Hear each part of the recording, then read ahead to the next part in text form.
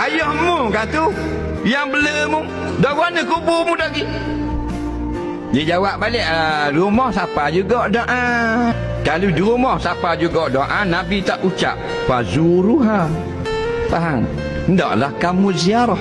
Sahabat bila dengar Nabi kata hendaklah kamu ziarah kubur, ada tak sahabat lawang? Rasulullah, kalau kita tak ziarah, kita baca doa rumah, sampai juga. Nak tengok keadaan anak yang membalas budi orang tua, dia ziarah kubur ibu bapa dia. Kalau setakat beri duit ke mak ayah, anak kafir beri duit pada mak ayah dia.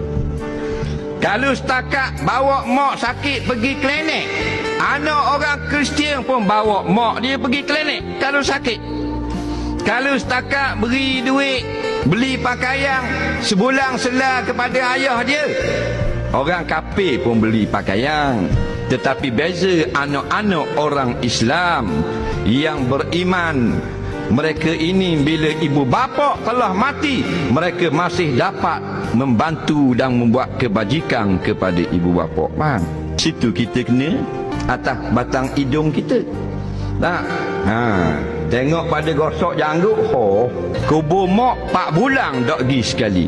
Kubur ayah 8 bulan tak pergi sekali. Bila nak pergi kubur mak ayah? Raya.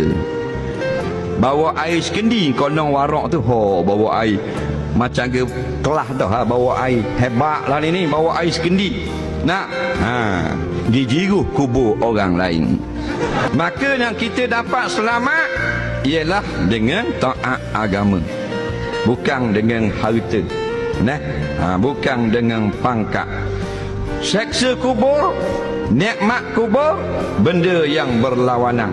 Kalau kita tanya, semua orang nak nikmat, orang tak mau benda yang azab, benda susah. Itulah fitrah manusia. Maka nikmat kubur dan seksa kubur dan pertanyaan muka nakir di dalamnya kubur itu sebenarnya. Dengar di mana? Dengar daripada Rasulullah sallallahu alaihi wasallam.